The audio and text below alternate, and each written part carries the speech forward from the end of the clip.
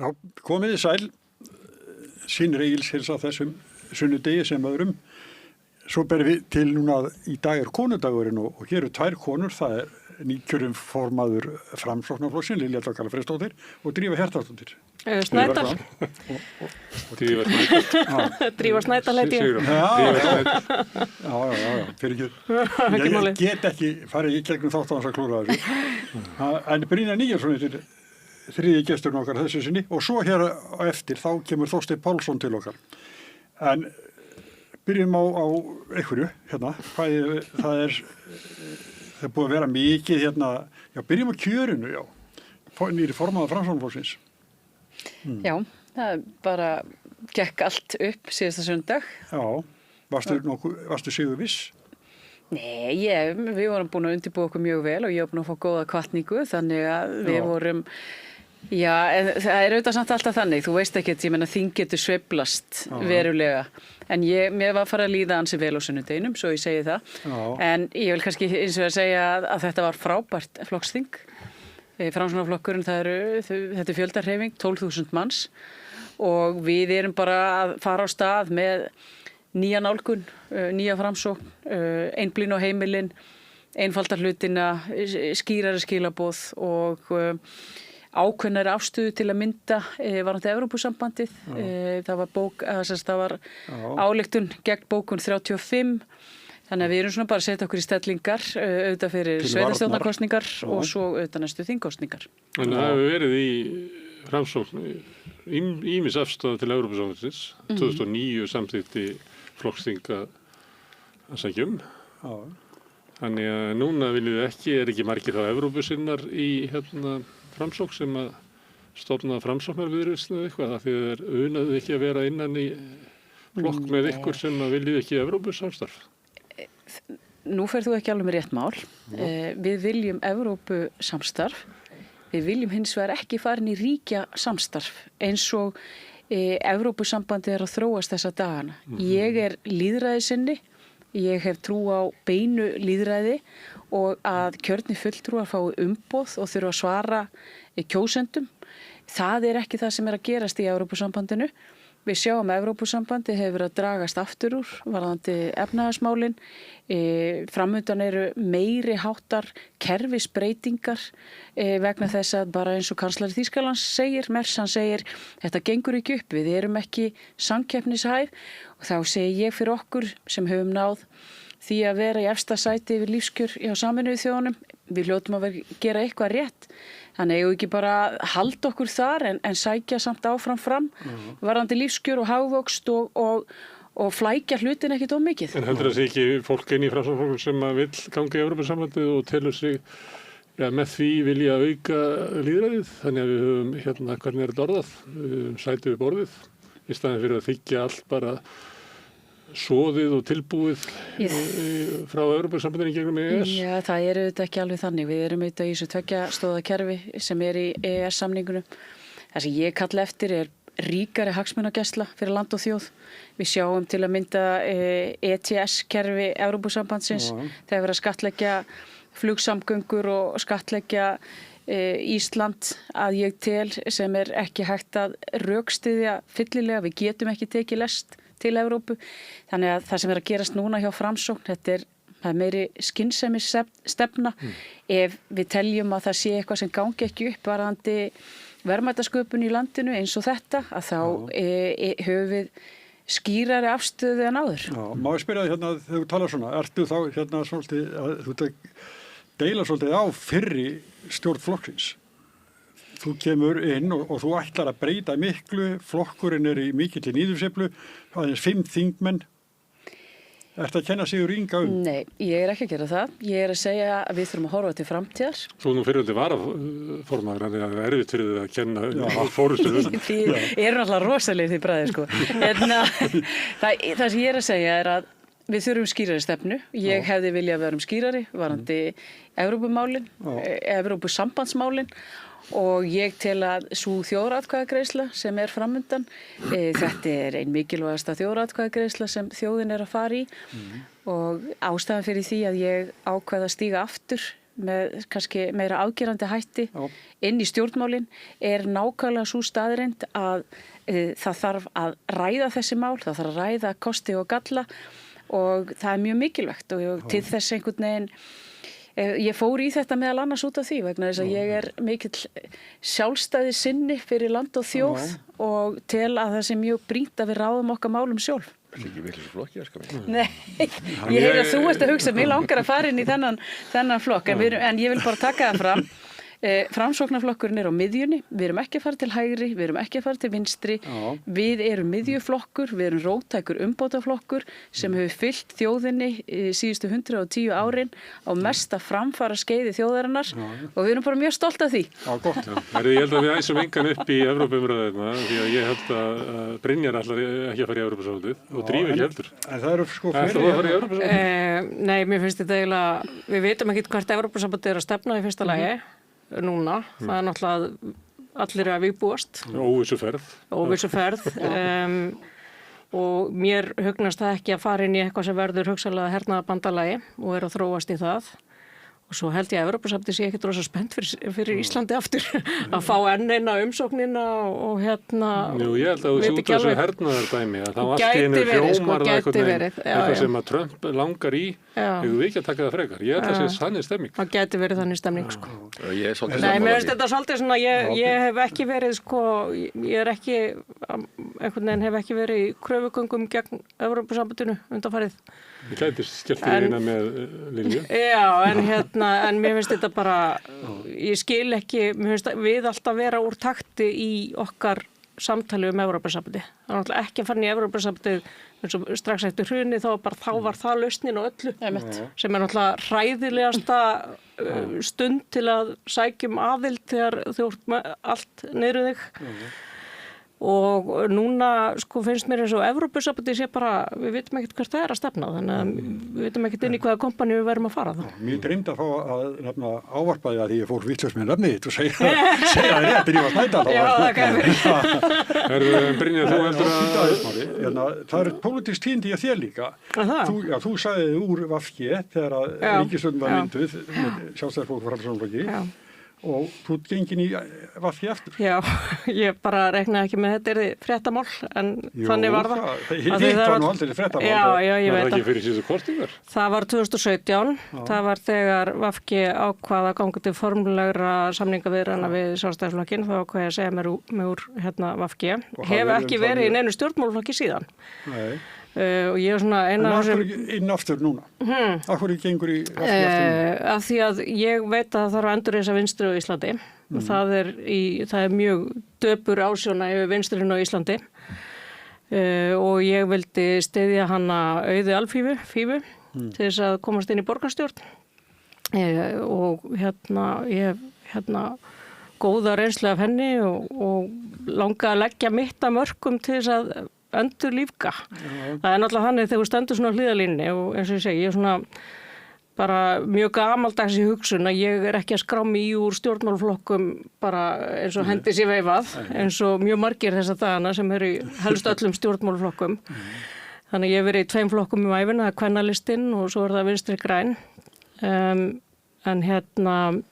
En svo er það líka svolítið ábyrgðarhlutur að sitja alltaf á hliðalínni og vera bara að djöflast og ég hafi náttúrulega verið í pólitík alltaf, bara öðruvísi pólitík en þetta segir þetta ekki merkjum að ég sé að vera í frambúð eða neitt slíkt. Mestu tíðindin hjá Brynjari? Brynjar er á leiðinni í þetta var í frambúð.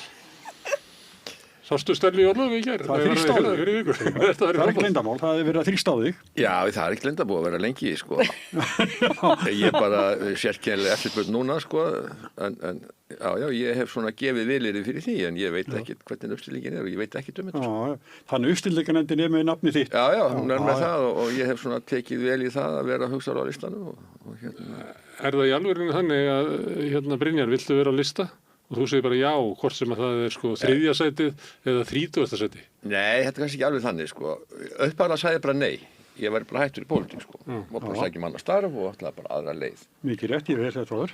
Já, síðan er það bara þannig að mann er auðvitað annt hennar flokk og framtíð hans og ég tel það að það verði engin breyting í Reykjavík nema Sjálfstæðisflokkur komið vel út þessu kosningu. Það er bara mitt mat. Já. Og ég ætla bara að leggja lóða vogaskálar í því og ég reikna með að vera auðvitað framalega. Já. Við getum sagt kannski 3. sæti eða 4. sæti eitthvað svolítið. En af hverju býður ekki fram til forystu? Það var leiðtókjur. Já, það búið að kjósa. Ég hefði getað gert það á sínum tíma. Já, ég gerði Viltu frekar vera svona... Já, bakgrunnsmaður. Já, svona besti vinur aðal. Já, ég er mjög góður í því. Ég er bara mjög góður í það besti vinur aðal, sko. Og ég hef alltaf verið það, sko. Stundum hér trana mig fram einhver staðar. Alltaf verið besti vinur aðal. Já, ég er stákjætt að vera ekki. Þú hefur meira frelsi, þannig, sko. Já, mikið rétt. Að minni ábyrgð. Minni ábyrgð. Frelsi til að ég greiddi atkvæði með þessu frumvarpi gegn betri vitundum og óbræði munni að geta sagt það. Já. Það er ekki stórt frelsi kannski. Já, þú gerir það þegar þú ert með einsprás meiri hluta. Þú ætlar ekki að fella ríkisstjórnina á einu svona máli. Stundum verður bara undir í þínu flokki. Það er lýðræðislegt fyrirkomulag þingflokkurinn. Stundum verður bara undir. Og ég var oftar en ekki undir, sko. En ég fór ekkert úr þingflokknum eða ég, stundum fékkstu eitthvað frelsis að greiða eitthvað að setja hjá, en í þessu máli sem var stóra mál Viðreisnar, bara ríkisstjórnin var undir í jafnlaunavottun. Og ég sagði bara, þetta er bara galið system og þetta mun bara gera okkur erfitt fyrir. Ég held að við erum að reyna á markmiðum með allt öðrum hætti. Þetta var bara risa mál. Og ég bara sagði, ok, ég verð þá bara að greiða atkvæði með. En ég gerði það með óbræði munni og ég gerði það með óbræði munni. Og það óbræði er ekki í sinni farið alveg. En svo líka annað, þú sækir ásamt öðrum embætti dómara við Héraðsdóm Reykjavíkur. Þú ert metinn hæfastur og þá sagði þú bara nei takk. Já, það er að því að það breytist þetta dæmi. Þá Þetta var líka bara farin. tímabundin setning. Það er svona minna mál að fara að dragast líka umsótt tilbaka. Það er ekki svo fleiri geti ekki unnið þetta starf, sko. Já, það voru fleiri umsækjendur þarna sem taldust hæfir, þú bara hæfastur. Hann vildi fá svona mat, var það ekki? Já, þetta er Ég svolítið flott, já. var búin að fá það í fyrra. Fyrra. Ég var búin að fá það í fyrra. Ég þurfti ekki að fá það aftur. Já. En En hérna til umfjöldunar, hvað gerir fólk í stjórnmálaflokki þegar flokkurinn er að fara eitthvað sem maður vill ekki? Þú greiðir atkvæði með óbræði munni en þú ákveðst að fara úr VG. Já, það var náttúrulega allir með einhvern svona skurðapunkt, sko, og þetta var minn. En er þetta ekki svolítið dásanlegt að sitja hérna, íhaldið, hann hugsa bara, þetta er ekki nógu gott, ég bara ger þetta samt, ég held með liðinu, en vinstra segir, þetta er bara, ég er farið það til eitthvað annað gerist, þannig að hér er róttæknin og hér er íhaldsemin og miðjan er hér. En með skýrari stefnu. Það er kannski ágætt að halda þetta til haga, ég fór ekki út úr pólitík, sko. Nei, alls ekki. En þeir eru flokkar bara verkværi, eða ekki? Flokkar eru verkværi og kennitölur og svo breytast þeir. Kannski ekki ástæðan þess að viðhalda einhverjum 100 flokkum ef þeir virki ekki lengur. Jú, ég meina þeir virka. Ég myndi segja til að mynda eins og okkar flokkur, hann hefur alveg reglulega endurnýjað sitt pólitíska erindi í þessi, við erum að fara að halda upp á 110 ára afmæli 16. desember á þessu ári og ég hef nú mjög gaman að, svona eina ástæðan fyrir því ég er í stjórnmáli, ég hef mjög gaman að sögu flokka og Íslandssögunni og öllu því. Þú er gaman að rífast líka.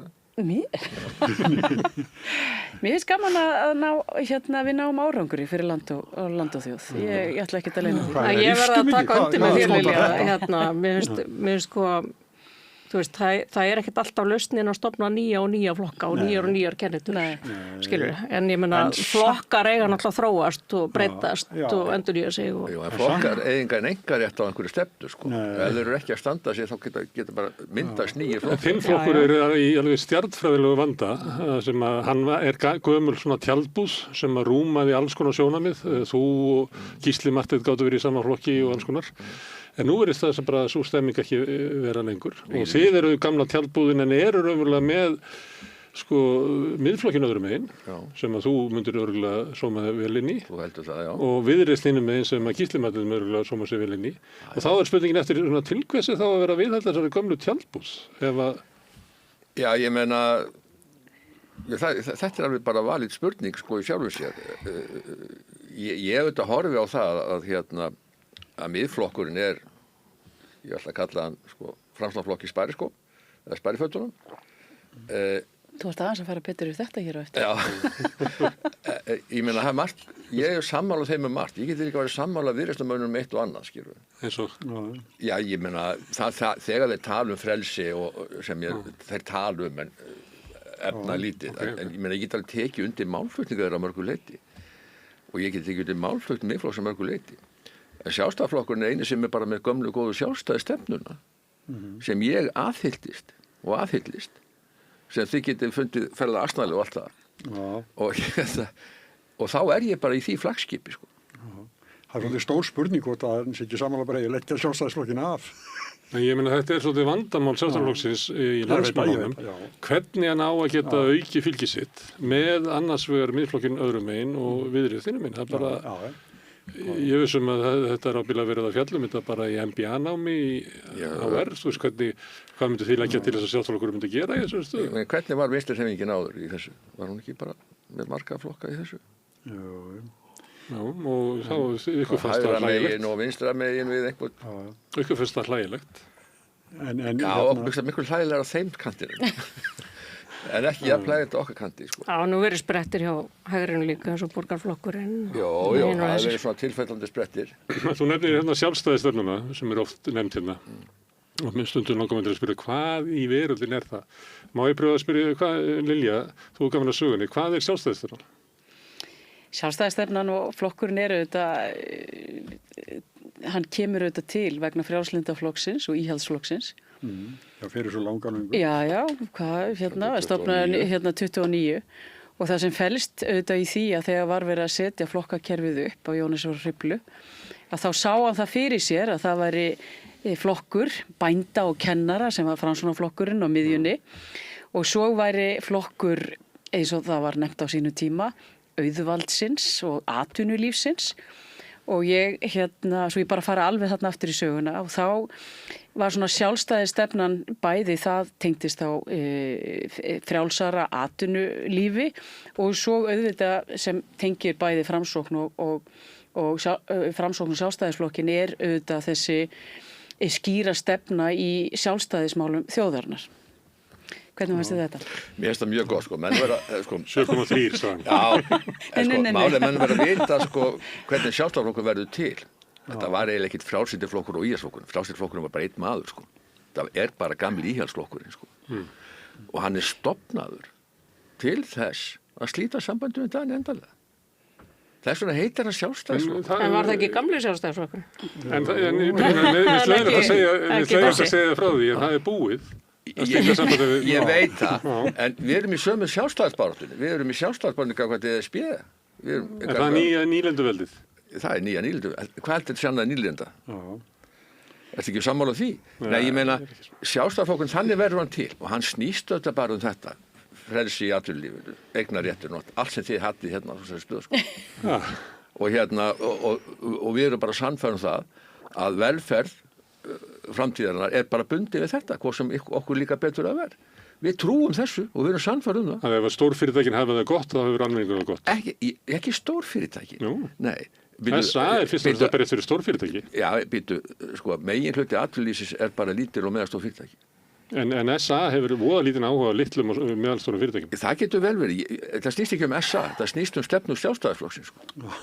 Og þessi fyrirtæki séu öflug, séu samkeppnishæf. Það snýst þetta. Það er nú verið að beintengja, Bjarni Ben er að fara hann inn í Samtök atvinnulífsins. Það er bara beintenging. Já, ég meina, ef ég var í stjórn Samtök atvinnulífsins, var ég himinlífandi með þetta, maður sem þekki nákvæmlega allt í kringum rekstur ríkisins síðustu 15 árin eða hvað það er, sko. Það skiptir ekki máli. Ég myndi bara fagna komu slíks mann þó hann hafi verið formaður stjórnmálaflokks. Er ekki saman þessu? Ég er bara frekar jákvæð alltaf, sko. En það sem ég vildi kannski aðeins, það sem er þessi stæðstu mál núna sem eru framundan, að þau eru auðvitað umræðan hvar við ætlum að staðsetja okkur, Ísland. Og ég er sammála drífu á þýlitinu til að óvissuferði núna í utanríkismálum hún er mjög mikil og við það sem er að gerast í Evrópu er að það er mjög merkilegt að Christine Lagarde, bankastjóri Evrópska seðlabankans, hún hættir fyrr en hún ætlaði sér, sem er klár vísbending það að þau gerir ráð fyrir því að Baron Mardella, sem er fyrir Le Pen, flokk Le Pen, að þeir búast mögulega við því að hann nái völdum og þá eru þetta Frakkland að fara að breytast mjög mikið. Hann segir, Bardella segir, hann vill í raun og veru að Frakkland fari úr orkupakka Evrópusambandsins og hann segir við höfum ekki lokað hér neinum kjarnorkuverum, við erum að borga miklu hærra orkuverð sem dregur úr samkeppnishæfni Frakklands og þetta verða mínar tillögur leiði ég næstu ríkisstjórn.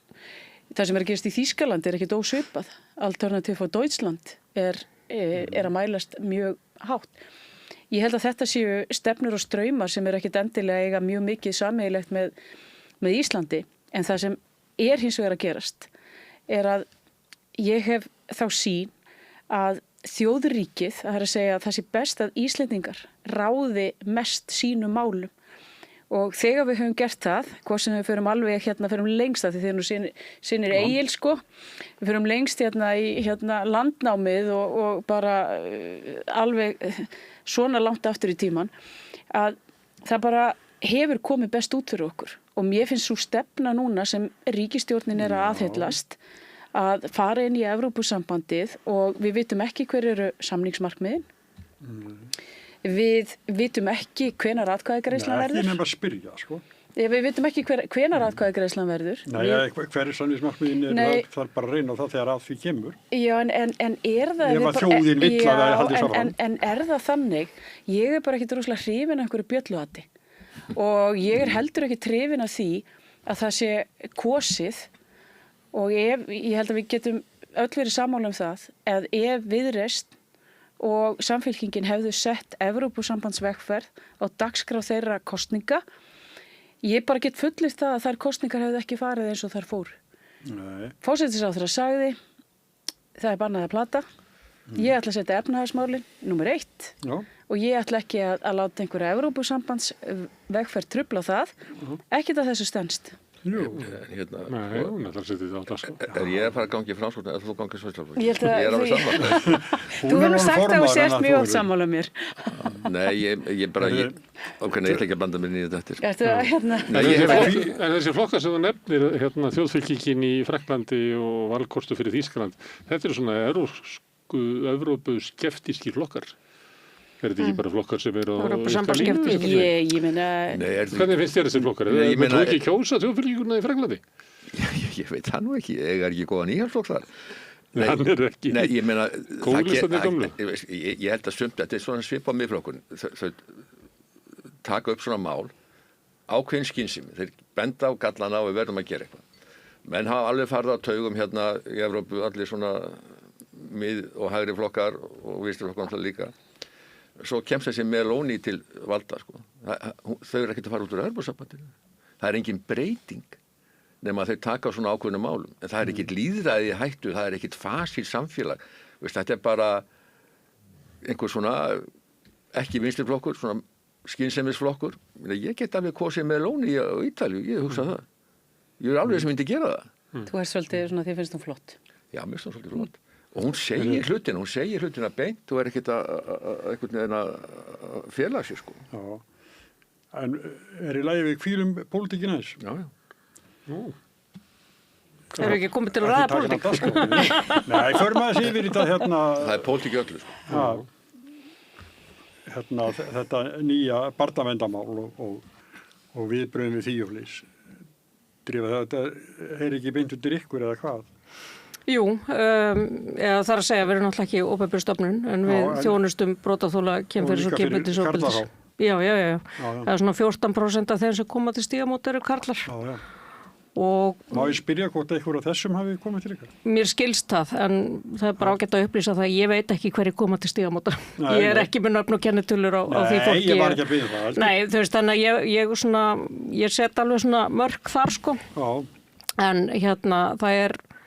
við höfum haldið utanum brotaþola hópa. Þetta er svolítið sérstakt af því að það er líklegri að karlar komi út af einum geranda í einhverjum hópum. Við erum búin að vera með svo mörg þannig mál. Við vorum með Landakotsmálið, við vorum skeggjamálið, Karlsvignismálið. svona einn þekktur gerandi margir brotaþolar og það náttúrulega þessu og við höfum haldið utan heilu hópana og ég vil sérstaklega tala skeggjamáli að því nú leikur fyrir hérna vonandi komið fyrirspurn á þingi sem sagt hvað á að gerast þar.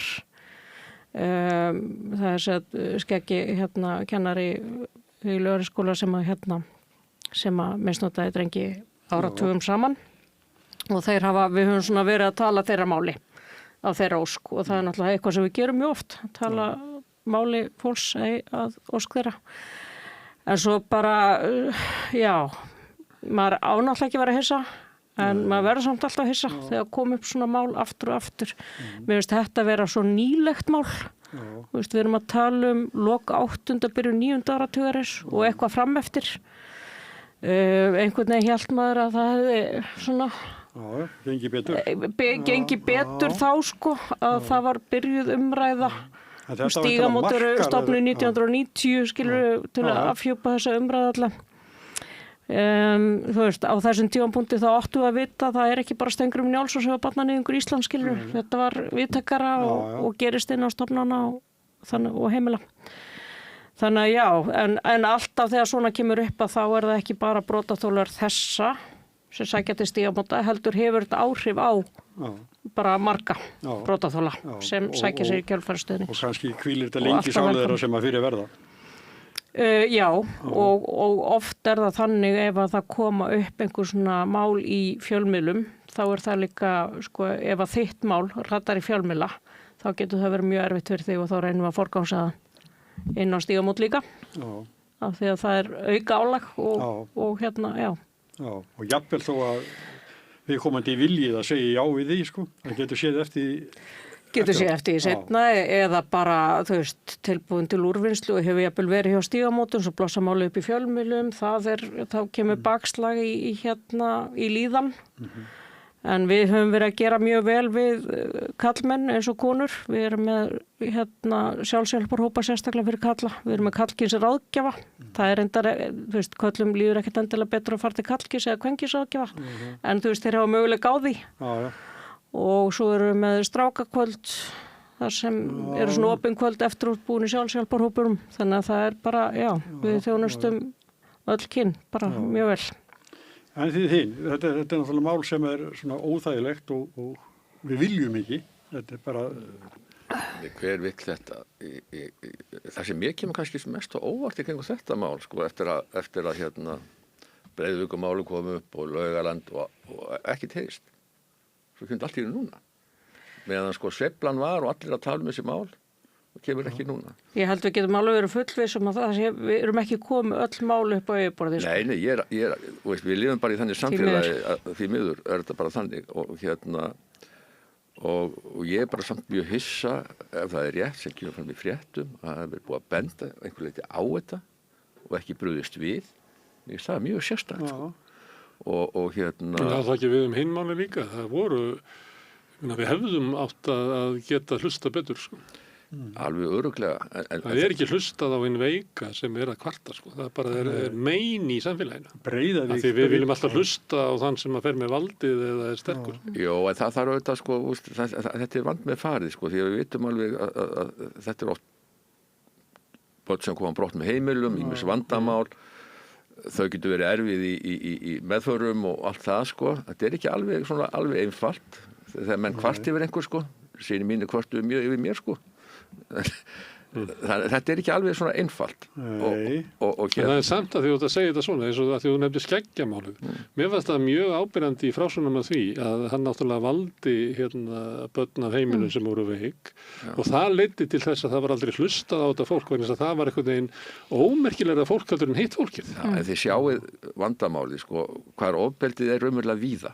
Það bara, veist, það ekki bara spurningum kynferðisofbeldi, bara andlegt ofbeldi, vanræksla í uppbeldi sem bara skemmir einstakling. Og vangeta líka. Já, vangeta oft og þetta svolítið hluti af mannlegu samfélagi. Þetta ofsalega erfitt að eiga við þetta. Þetta mun alltaf koma upp og þetta kemur alltaf upp og mun alltaf koma upp. Og bara spurningin það að kerfið okkar, þegar eitthvað kemur upp, að það geti brugðist við því með almennilegum hætti. Það gerir það nokkuð tíma.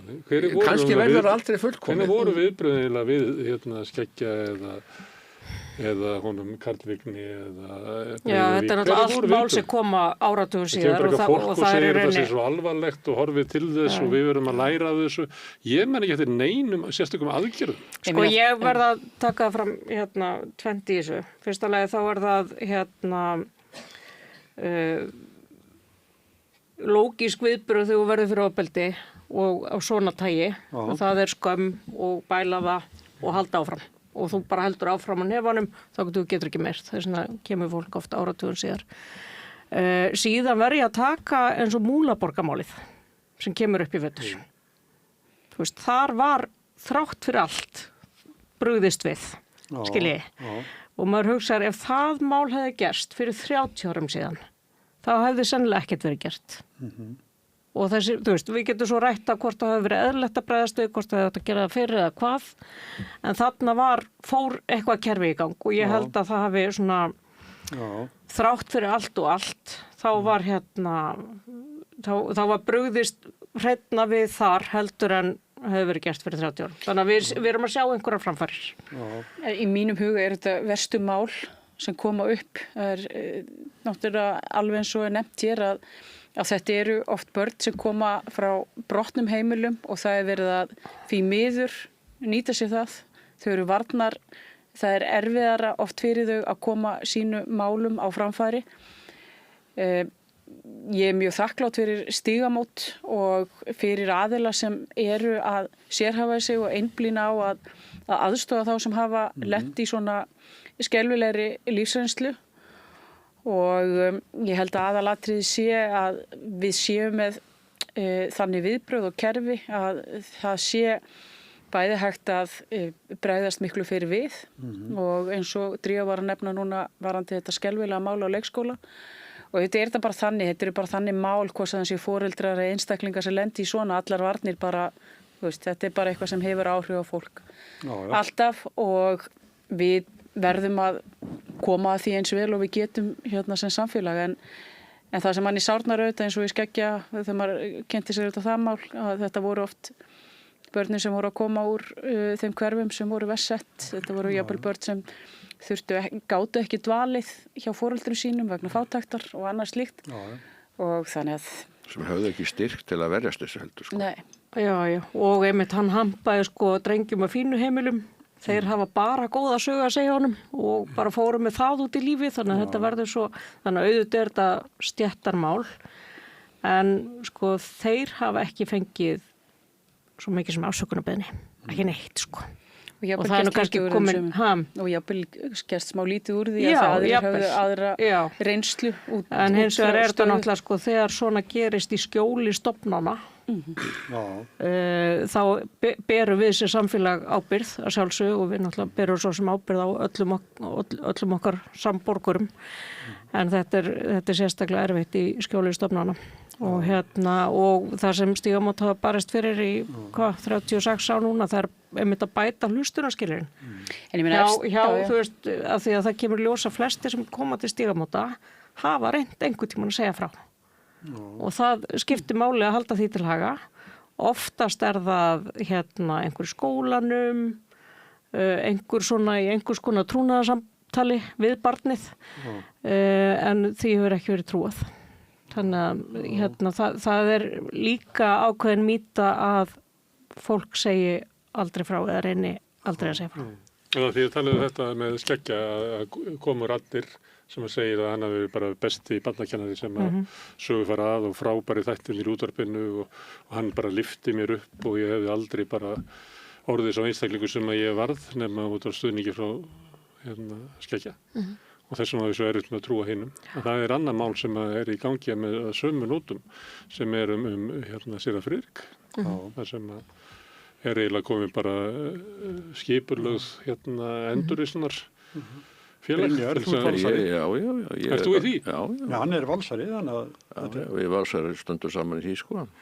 Varst á móti að taka niður líkniski við valsheimilið? Já, algjörlega móti. Þetta er mikill höfðingi sem sáum æsku landsins hér áratugum saman. En er þetta ekki það sama og var að tala með? Það er svolítið öðru, ef þú skoðar gögn í því máli þá er það allt öðruvísi og það er Já, þetta allt öðruvísi mál og og þetta svona einhver skoðun tveggja manna sem fari eitthvað og meta hlutina 60 árum síðar eða 70 árum síðar, Það bara tveir búin að gefa sér fram. Nei, hann að vísa í nefnd sem að tók vitnisburð hérna og þaðan og svo sem KFUM tók undir og fleira þannig að mér finnst það svolítið Nei, KFUM fékk þessa einstaklega til þess ekki var það var Séra Bjarni Séra Bjarni en ok, við þurfum að fara varlega í öllu þessu þegar við förum 70 ára aftur í tíman þetta hefur lækkað róminn og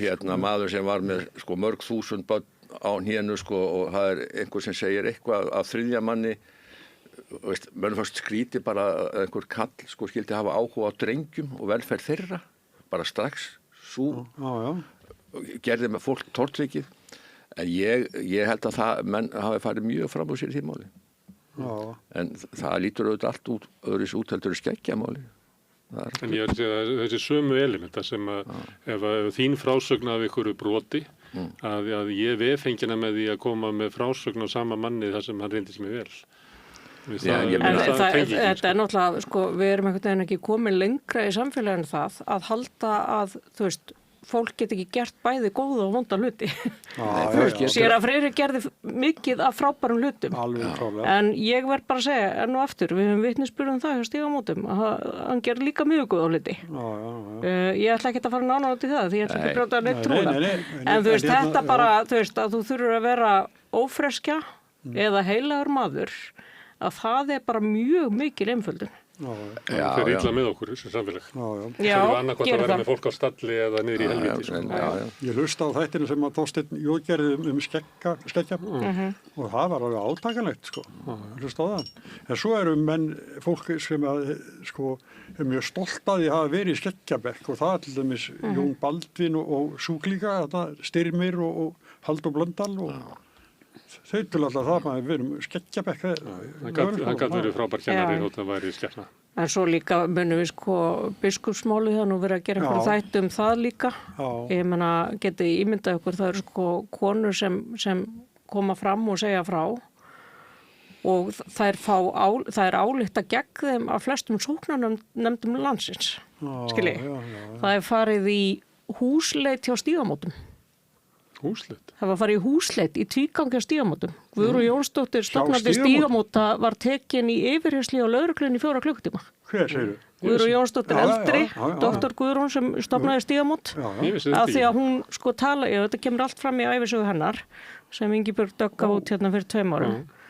Að þarna var bara heilagur maður og það mátti ekki segja orð og það fór bara kerfið lagðist gegn þessum konum og Guðrún ákvað að stiga við bakið þeirra, tala málið þeirra með þeirra leyfi og það var reynt að vefengja það hún var að tala án þeirra leyfis eitthvað þessna að fara í þessa húsleit. En móti prestónum kannski sem að nefndi sem var frá þjóðkirkjunni. Já. Það voru allan að 2 prestar sem voru í þessu máli fyrir hönd kirkjunar eða svona til að verja hana heldur. Til að verja Guðrúnu? Nei, verja kirkjuna. Já, einmitt. En þetta bara svona, ekki kirkjuna með því að verja þarna kemur upp mál og af því hann biskup Íslands, að þá bara ekki hægt að trúa þessu og þá ætlum við ekki að trúa þessu, skiljiði. Og ég vona að við séum einhvern veginn komin eitthvað aðeins lengra. Ég ætla að segja, ég hef þá trú og við vitum það að við erum komið lengra. Ég meina, ég held að sé bara svo mikilvægt einmitt að geta að fórnarlömb geti leitað til fagaðila eins og hægt en þetta eru skelfilegustu mál. Ég meina þetta versta martröð allra foreldra, mesta martröð allra sem lenda í svona og þetta bara, hvað getur maður sagt? En nú eru þessi mál svolítið áberandi núna. Þú varst þarna fyrir síðustu kosningar að rífa eitthvað vók og svona. Tengirðu það saman við eins og Epsteinskjölin eða umræðu bakkakot? Þú maður ekki rugla því saman. Ég hef aldrei skilið hvað þetta vók var svo reist. Þú skilur alveg hvað það Ég hef aldrei fatt það. Ekki reynt eins og. Nei, ég meina hvað. Þú tengir það ekki saman? Nei, ekki. Brot. Ég er gammal lögmaður og með þess að gammal dómari. Það allt annað mál.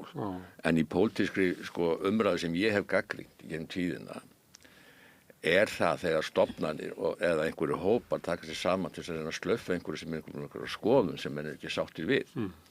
Það finnst mér mjög vond þróun sem var það og ég held að menn svona vakni smátt og smátt.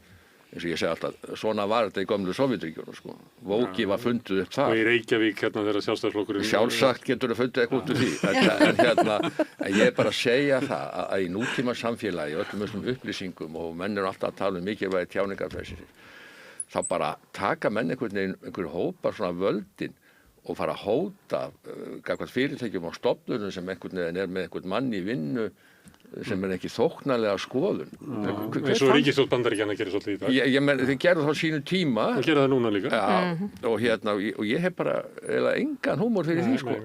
Það er eitthvað sem heitir skoðunarfrelsi. Og þess vegna þegar ég var ungur maður frelsis og sjálfstæðismaður, ég var ekkert í því að reyna að stoppa einhverja vinstrimenn og sósíalistar í Hamnarhlíðarskólanum þegar ég var sem voru eintómir sósíalistar, sko, að vísu. Ég meina, ég taldi allir þessa hugmyndafræði bara hræðilega skaðlega og myndi vera bara mjög skaðlega fyrir land og þjóð. En ég bara fett ekkert fingur út í það. Ég fór ekkert með árásar menni að reyna að útiloka á einhverju störfum eða eitthvað. Það er þessi hugsun sem ég finnst svo slæm og ég er að vona það að hún bara fari tilbaka. Menn hætti þessu, umberi bara það að einhver hefur einhverju skoðun sem þeim finnst alveg fáralega vitlaus, sko.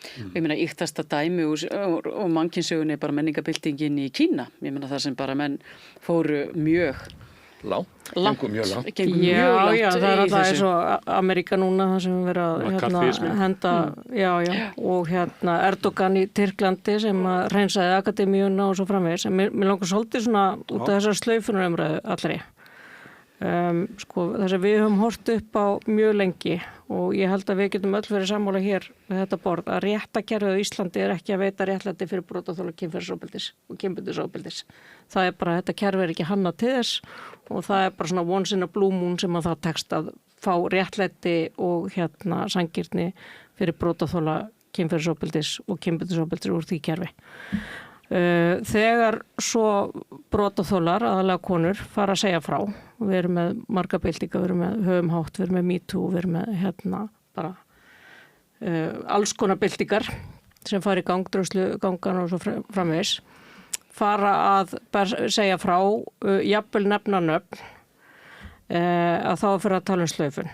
Hins vegar hefur það verið þannig í áratugi og aldir að konur sem hafa sagt frá hefur verið slaufað. Það eru að þurft að flýja land, það eru að verið gerðar útlæðar úr eigin bæjarfélögum, það hafa verið ályktanir gegn þeim, þeim hefur verið slaufað. Ok, förum aftur í drekkingarhyl, skilur við. Þess að konu var drekt fyrir að vera nauðgað og alla tíð síðan. Síðan kemur þessi bylting, konur segja frá, þegar þær byrja að nefna nöfn á einstaklingum, að þá er farið að tala svo kallega slaufunamenningu, sem er svolítið merkilegt fyrirbæri. Og þegar þeir voga sig að berskjalda sig. Þannig að við erum annars vegar með réttakerfið sem er ekkit frábært í þessum málum. Réttakerfið er bara íslenska bara mjög gott. Nei, það er það ekki. Bara mjög gott. Og síðan erum við með hina leiðina til að reyna að ná fram réttlæti og sanngirni og það er að fara í opinberri umræðu og það er að nefna nöfn. Hún er ekkit heldur frábær, skilji. Og mjög margar konur hafa farið mjög illa út úr því að berskjalda sig opinberlega. Það tekst yfirleitt þegar það er einhver svona hópar, skilji. Þannig að við þurfum að finna einhverja millileið. Og þær eru til og það er verið að nota þær. Það eru fagráð, það eru skjót inngrip í skóla, ef eitthvað misjæmt það eru forvarnir, skiljiði, það er svona, það er svona það sem er kallað uppbyggilegt réttlæti, ekki sáttaleið, uppbyggilegt réttlæti. Þannig að þú veist, við erum ennþá bara á þeim stað, við erum réttakerfi, við erum með opinbera umræðu, en við þurfum einhvern veginn að finna eitthvað að það þurfa að fara eitthvað til hliða við réttakerfi því það er ekki nógu duglegt og þá bara getur gert hvað sem er. Nei, það er ekki bara, það er ekki nógu duglegt, það er enginn sem treystir því, skiljiði. Enginn sem treystir því. Sem hefur, þú veist, brotaþola kynbundisofbeldis og kynferðislegt ofbeldis fara ekki í gegnum réttakerfið á Íslandi. Það er kerfið sem við höfum byggt upp og það er hluta réttaríkinu. Menn get ekki búið til einhver kerfi til hliðar til þess að fullnaði sínu eigin réttlæti. Það er alltaf verið að búa til kerfi til hliðar. Þá ertu komin í óefni. Hvað heldur að fagráðin séu? Þau eru kerfi til hliðar. Já. Og þau hafa bara unnið mjög markvisst og vel í mörgum málum. Þú mátt vinna í alls konar fagráðum, gera alls svona. réttarkerfið grundvöllur fyrir því að við búum í réttarríki og það það mikilvægasta fyrir Íslands samfélag og öll vestarsamfélag og öll samfélag í raun. En Brynjar, þú veist að réttarkerfið var aldrei hannað til þess að gera þetta. Aldrei nokkuð tíma. Ég skrifaði mikið, var oft í dómsal hérna áður og skrifaði mikið dómsmál. Og þá var það þannig, að til dæmis kynferðisglæpum, þá þótti fólki vont að það væri ekki, þá sko ríkisvaldið eða saksóknari komið með málið, en ekki fórnarlambið. Já, þetta ekki engamál þess. Nei, einmitt. Og svo líka til dæmis aðstandur fólk sem hafi verið drepið, verið myrt.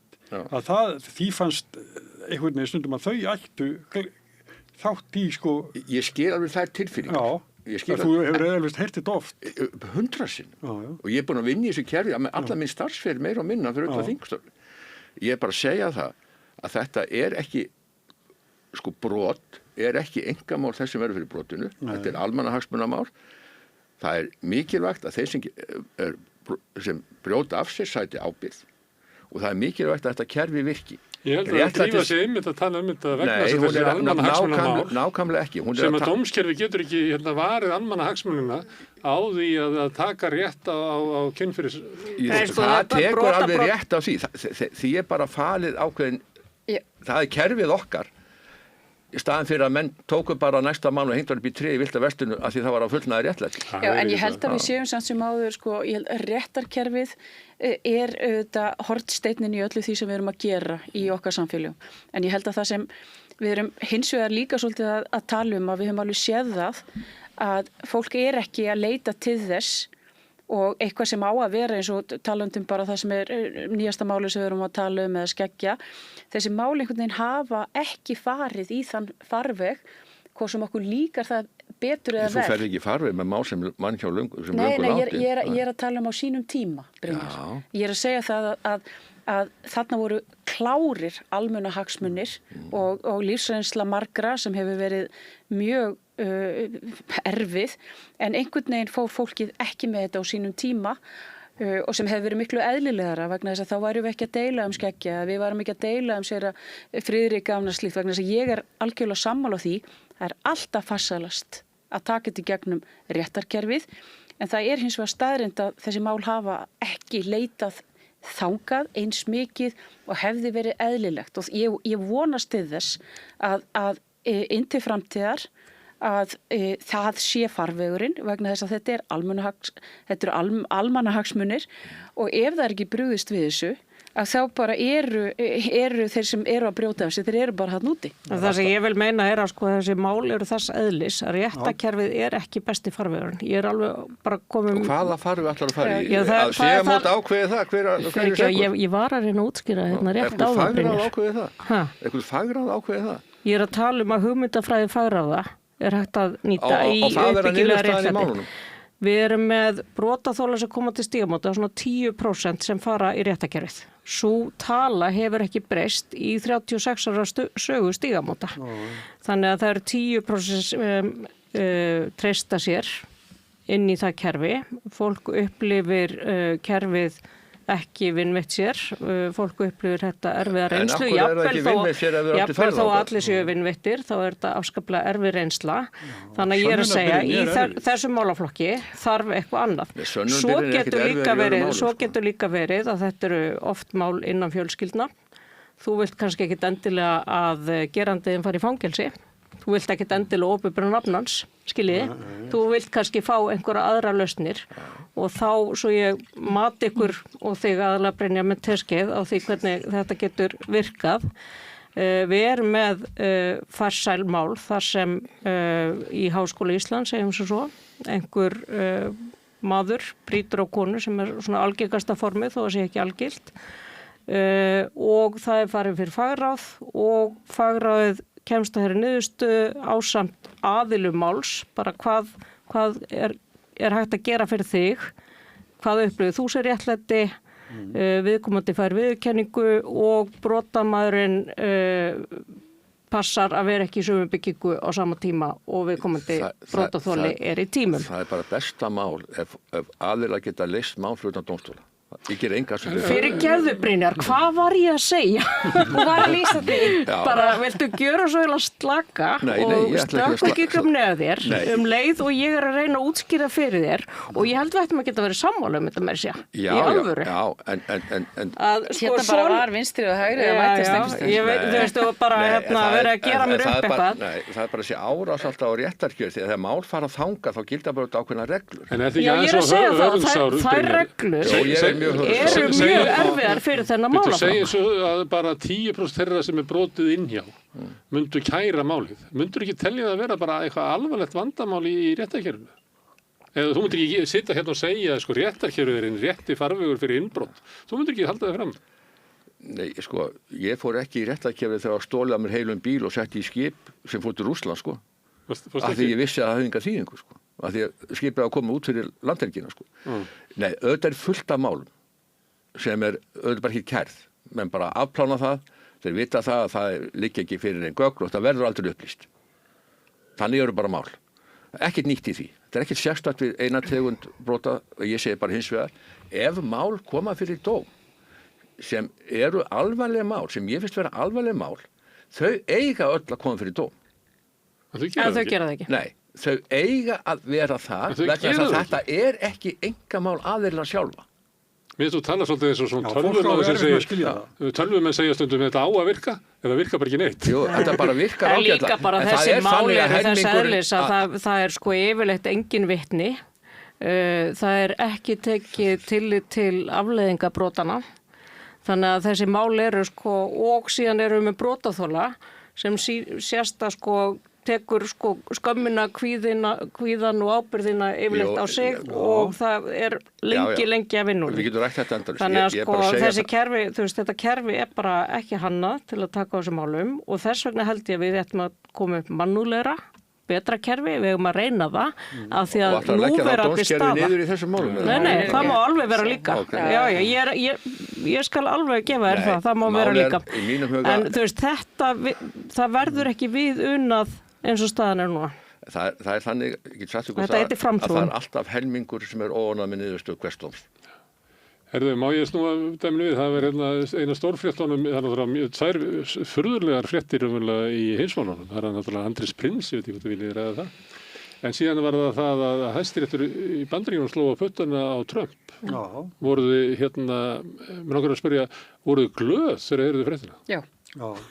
Ég skal bara segja það hérna, já, ég var mjög glöð að sjá það, en ég vissi auðvitað líka að Það er skamgóð já, gleði, ég vissi að það væri bara cirka kannski 2 mínútur í það að hann myndi svo segja, heyrðu, mér er bara alveg sama, ég er bara komið með nýtt og nú er hann búin að setja 15% tolla á, sko, ég hérna Það var eins og drottningin í hérna sögunni sem að bara yfirtrompar alltaf það sem hún segir. Já, Lýsi undanlandri. og ég held að hérna, við erum bara svona einhvern veginn stödd í sko, sem sagt, ef ég ætla að fá að sletta í season 2 af Trump og þetta er í raun og veru bara svona raunveruleika þáttur sem við erum öll stödd í og hérna, ég er nú hérna, bæði menntuð og hef unnið hérna í Bandaríkjunum og dvalið þar langdvölum og við vorum með krakkana litla í Bandaríkjunum þannig að mér er mjög hlýtt í Bandaríkjunum, svo ég segi það.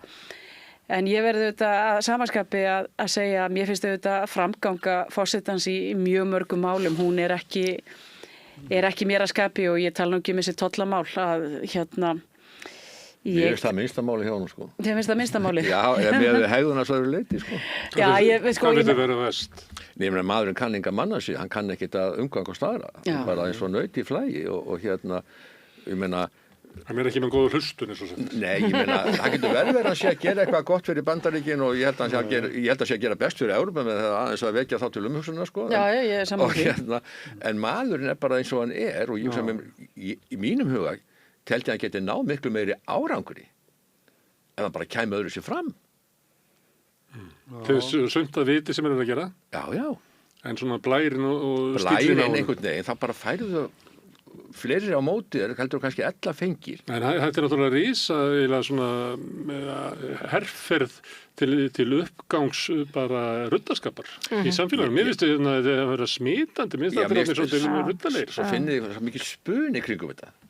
Það er alltaf að vera að spuna, hvað hann er æðislegur, hvað hann er að gera fram til þetta. Það er svona minnir mig á ríkisstjórn Íslands núna, það er svona spunameistar og hérna hvað eru frábær og hvað er mikið verkstjórn og hvað eru ná miklum árangri og svo sendur maður hvað hefur gert sko.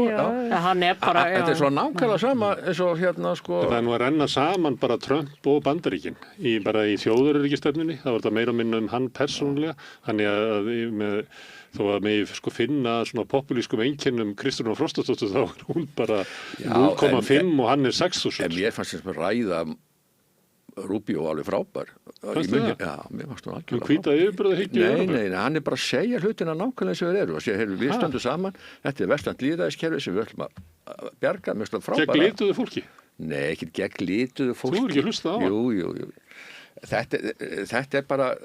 Tekur ekki eftir það, þú ert hvítið. Kannski tek ég ekki bara eftir því, en mér fannst þetta bara, hann var að segja Evrópu nákvæmlega hvað þeir eru að hugsa í þessu, hvað Evrópa þarf að gera og ég held að bara að sé margt til í því sem ég var að segja. Sko, aðeins aftur á Trump, ég meina það koma út tölur hagvöxt í lokvikunar. Ekki góðar. Og hvað er að fyrsta sem hann gerir, bara svo ég hérna taki undir það sem Brynjar er að segja. Hann bara húðskammar opinbera starfsmenn fyrir það að það þurfti að loka alríkinu. En af hverju var alríkinu lokað? Jú, því var lokað vegna þess að það var ekki hægt, þeir komist ekki að einhverju samkomulagi. Þetta er einhvern veginn, sko, ég held bara þessi efnahagsstefna sem hann er að reka, hún verður ekki til þess, sko, hún mun ekki valda því að hagvöxtur aukist.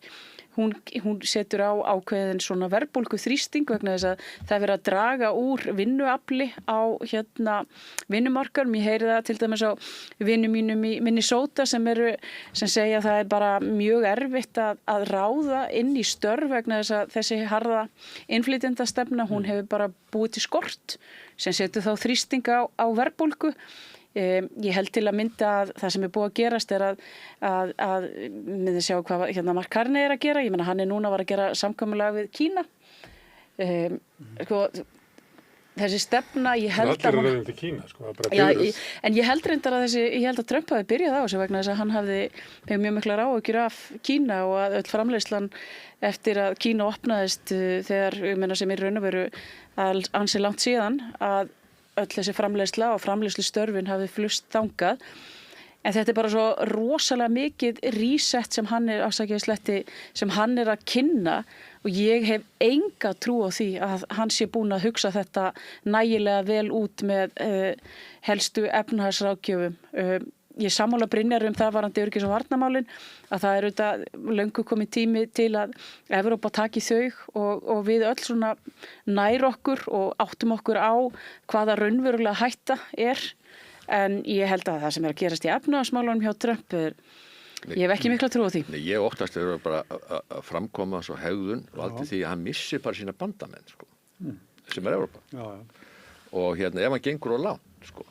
En hann náttúrulega skvettir alltaf framan í fólk og svo dregur hann aðeins tilbaka og þess vegna fannst mér þessi ræða Rubio mjög góð þannig að hann segir við erum ekkert alveg að fara þangað sko, slakið aðeins á sko. En hann sagði meira minna það sama og vansaði Já, hann bara gerði það með hans fínleiri hætti. Já. En málið er þetta bara það sem hann er að reyna að gera, hann er að segja auðvitað við Evrópu og Kína, þið eru með alls konar hindranir okkar vörur, Evrópusambandi gegnum svona í því getur regluverk og svona, þeir ítu okkur út á markaðum bara með öðrum hætti en tollum. En við höfum bara tollana og þið bara skellum okkur tollum, förum svo að semjum hvernig þessi viðskipti verða. Og ég held að það sé bara allt í lagi. Krakkar, nú erum við bara búið með tíman okkar. Ég ætla aðeins að segja því að við þekkjum það hérna á Íslandi að stjórnmálamenn og þeir sem eru í forystu hafa andmælt Hæstaréttardómum. Ég meinti þess að Davíð Oddsson var ekki ánægður með öryrkjadóminn á sínum tíma og talaði að hann hefði verið rangur og stilti sig bara upp sem lögfræðingi á móti því. En að hlusta á Trump tala að þeir dómarar sem höfðu dæmt honum ekki í vil væru að brjóta stjórnarskrána og að þeir væru til skammar fyrir sína fjölskyldu og eiginlega lýsti þeim sem glæpamönnum. Það er þetta sem er vandamálið við það. Þá hugsa maður, og ef það er rétt sem að Lilja er að segja, efnahagsástandið muni versna í Bandaríkjunum, þannig að verður líkur á því að þeir missi meirihluta kannski í báðum þingdeildunum og það er margt sem að bendi til þess eins og svona skrýtnar kosningar sem kannski skipti ekki máli í sjálfu sér, þá sést svo mikil sveifla yfir til demokratana núna að ég held að Trump og félagi sig horfa upp á það að þeir eru að fara að skítapa þessu kosningum. En svo náttúrulega líka er þetta orðið trúarbrögð en ekki pólitík. að vera trumpisti og það má aldrei vannmeta sko sértrúarsafnaðar elementið Það svo marxisminn í gamalda, það var trúarsafnið. Hann sagði þetta fyrir sko fyrra kjörtíðanbílun, ég get skotið mann á 50 breiðgötu á þess að komist upp með það. En þetta mjög áhugavert bara út frá ofbeldisvinklinum að vera með mann sem beitir sko heiminn ofbeldi með því að vera ekki fyrirsjáanlegur að sko gaslýsa fólk, að slá stundum og strúka stundum og allt þetta, hann hefur bara öll element ofbeldismanns klassísks, en sko heimurinn undir. Og yfirlýsingin fjölskyldur hæstaréttardómarana það að hann ætlar að beita ríkisvaldinu gegn öllu því fólki. Ég ætla bara að fá að mæla öllu sínu fólki. Ég ætla að mæla með einni bók sem Madeleine Albright skrifaði í svona gaf hann út 2018 sem heitir Fasismi.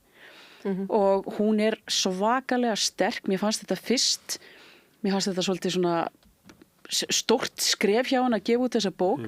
Lesið þessa bók, hún mjög góð. En það kringum hann að dóm sko, þetta alltaf bara lögfræðileg niðurstaða.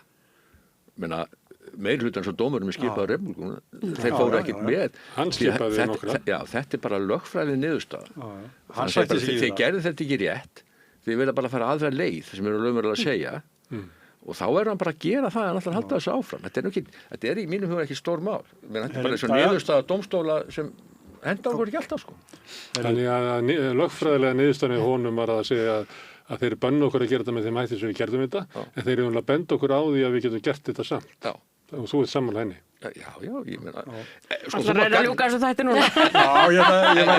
Ég ætla að mæla með einhverju bókinn í lokin. Þú mátt alveg gagnrýna dóma, það bara fínt. Að gagnrýna dóma. Það verður eftir hvernig þú gera það. Það það sem við erum að segja. Þetta var svolítið gróft, en við getum talað miklu meira, við getum talað efnahagsmál og eitthvað fleira. Ég svolítið að tegja lópana þegar ég að fara, hann ætlar að klára þáttur.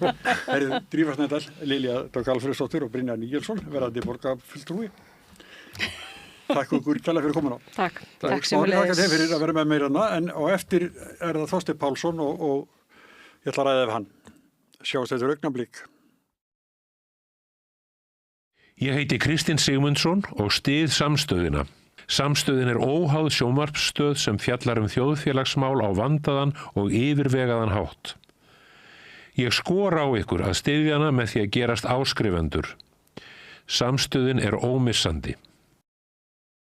Öflug verkalýðshreyfing lykillinn að öflugu samfélagi. Alþýðusamband Íslands, samstillt barátta í þágu launafólks í meira en heila öld. Samstaða skilar árangri. BSRB, afl í þágu almennings. Kennarar þrefalt líklegri en ófaglærðir til að halda áfram í kennslu. Börnin okkar eiga skilið fagmennsku og stöðuleika. Fjárfestum í kennurum. Kennarasamband Íslands. Það geta allir sýnt góðvild öllum. Og það ekki bara geta, heldur á fólk að sýna öllum og öllu góðvild. Og það engin vandi, sko. Ég heiti Edda Björgvinsdóttir og ég trú á góðvild. Langar þig að byggja hús? Við hjá Arkitek færum þér heildarlausnina. Lóðir, hönnun, framleiðsla og uppsetning. Skoðaðu heimasíðun okkar, arkitek.is og hafðu samband. Hæ, KK hér. Hlakka til að sjá ykkur öll á afmælistónleikunum mínum í Háskólabíó 27. mars. Miðasala á tix.is. Samlokubrauð, maltbrauð, tékkneskt-brauð, súrdeigsbrauð, brauð ársins, Bernhöfts bakari, íslenskt handverk síðan 1834. Vantaði meiri lit í tilveruna? Fundu nýja flík í fatamarkaði Vorstjörnunnar, Bólholti 6, opið alla laugardaga og sunnudaga frá 1 til 4. Vertu velkomin. Alþýðufélagið eigandi samstöðvarinnar. Markmið félagsins að auðga og bæta umræðu í samfélaginu. Allir geta gengið í Alþýðufélagið með því að skrá sig fyrir áskrift að samstöðinni. Samstöðin.is.